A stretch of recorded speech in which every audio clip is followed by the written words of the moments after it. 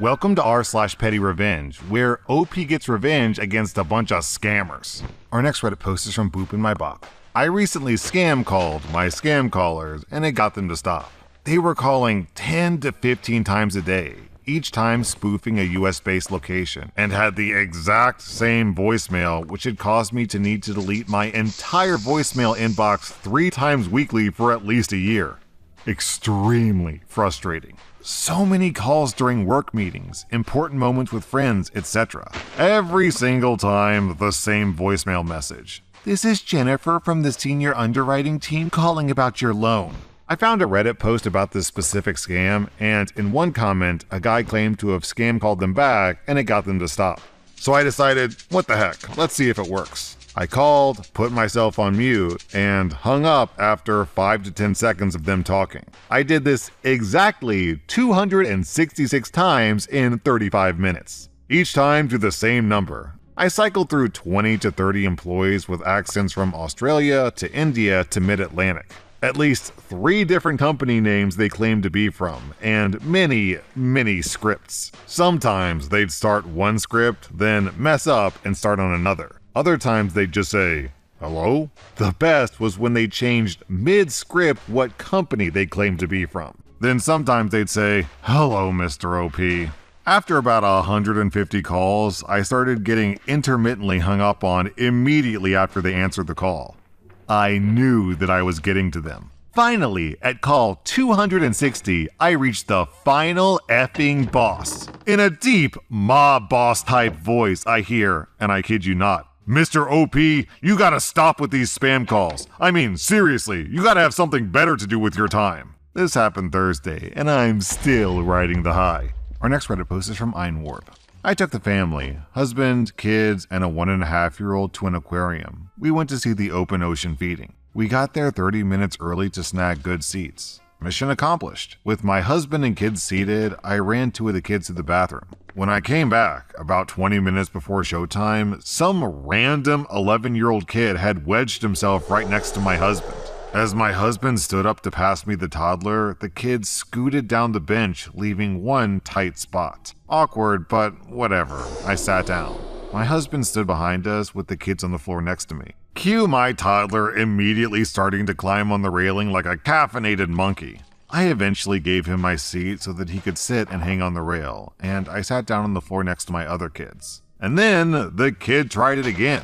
As soon as I got up, he slid further down the bench like he was going for a gold medal in seat stealing. At this point, I made a decision. Enjoy sitting next to my fully charged toddler. The show starts, and my son proceeds to get up, sit down, hang on the railing, rinse and repeat about 4,782 times. The kid is visibly annoyed. I am spiritually thriving. Bonus, there was no one behind us, so my toddler's antics weren't bothering anyone but him. When my son hopped off the seat for a second, the kid tried to scoot in again, and I hit him with a, "Excuse me, he's sitting there." He moved. When he tried it again, I said, "You already scooted us off the bench. My son's sitting here." Mom voice activated. No parents in sight the entire time. Just me, my chaos goblins, and one very annoyed seat thief. Was it petty? Absolutely. Would I do it again? In a heartbeat. Our next Reddit post is from StarTech Aficionado. We purchased our first home a few years ago. We quickly learned that the immediate next door neighbors hold, shall we say, antiquated opinions about race. The wife introduced herself on moving day and used that occasion to warn us that the Oriental couple across the street doesn't maintain their lawn. Okay. We had minimal interaction with them after that, until a few months later when the old curmudgeon husband apparently had too much to drink and felt empowered to share his true feelings across the fence. You and your colored wife should move back to California. I informed him, in colorful language, I'm not from California. I'm actually from New York. Here's how you can tell, and I flipped him off. My colored wife informed him that she was born in the city that we currently live in. No apology. Not even enough self-awareness to blush. He takes insane pride in his yard and garden. I think it's the only reason he has to leave his couch. Every single time we pluck a mature dandelion, we walk over to the property line and blow the seeds in his direction. 3 years in, and half his garden plus a goodly portion of his lawn is now dandelions. Kinda funny, but also worth pointing out, dandelions are edible, so I've seen people completely replace their yard with dandelions, and I think clover is the other edible one. And you can literally just get down on your hands and knees like a cow and eat your own yard for a salad. Also, a lot of people in the comments are recommending kudzu, which is the world's fastest growing plant. Apparently it grows so quickly that you can literally see it grow with the naked eye. Our next Reddit post is from Pierce Inadvertently. My 3-year odyssey of spite finally came together yesterday. When I was a fresh college grad in 2022, a 21-year-old woman at the time, I dated a 27-year-old attorney for about 3 months. He was a talented lawyer, spoke lucidly about what he did for work, and I trusted his opinions about the legal profession. So after I finished a post-grad internship, I told him my real post-grad aspiration was to get a job at a law firm as a paralegal, and work as one until I was ready to apply for law school. He literally scoffed at me and told me I would be better off as a court clerk. I don't mean to harp on court clerks at all, it's a very difficult job, but it's more administrative in nature. And from the way he said it, it was exceedingly clear he meant the comment to be derogatory. He didn't elaborate on why he said this, but it was implied. I was taken aback and really effing hurt. But at 21, I hadn't learned to have a spine yet, so I brushed it off. A few weeks later, I was working my first paralegal job. We broke up shortly after for reasons I'm sure you can guess. Anyway, he was right that I'm not going to be a paralegal. I took my LSAT last fall, scored in the 98th percentile, sent out my applications, committed to UC Berkeley Law yesterday, and I'm going to become a lawyer. He's currently blocked on LinkedIn after I was the recipient of some profile creeping from him. But today, I'm going to unblock him so he can see. It's definitely reminiscent of that scene from Legally Blonde where she gets the prestigious internship. Remember those hours we spent in the hot tub on spring break? Well, this is so much better. Our next Reddit post is from Pastface. I used to work night shift as a nurse. One night, many years ago, I received a patient on my unit from the emergency room. My patient was accompanied by his lovely wife. When I introduced myself to them as being their nurse, I noticed immediately he was in severe pain. I reviewed his chart and orders. The doctor hadn't ordered any pain medication for him, just written to admit him to the unit. I called the doctor, who told me that he was not going to order anything until he reviewed the patient's chart and saw them. I was confused because he did see them in the emergency room, so why the delay? I tried to ask, but he insisted he would be up to the unit soon and then hung up. I apologized to the patient and the wife, relaying the doctor's message. Several minutes later, the doctor comes up and I ask him again for any pain medications I could give, as my patient was still having severe pain. The doctor told me no, and then proceeded to gather a bunch of charts and sit at the nursing station and ignore me.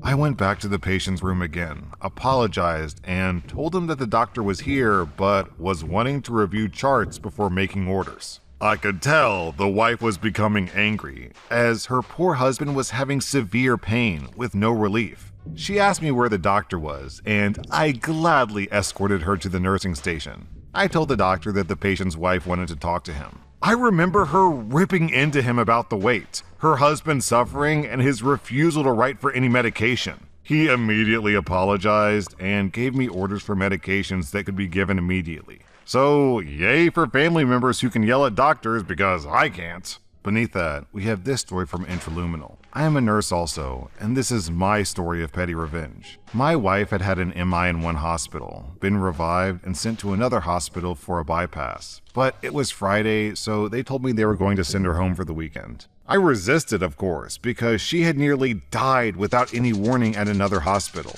Just collapsed. She was there for something else, and it was only by great luck that she collapsed in a hospital rather than at home, where I would have done CPR, but the save rate is very low without a defibrillator. So the doctor gave me this song and dance about how we're all on the same team, and they couldn't keep her over the weekend, blah blah blah. I finally said, we're not on the same team. I'm on her team and you're on their team, but fine.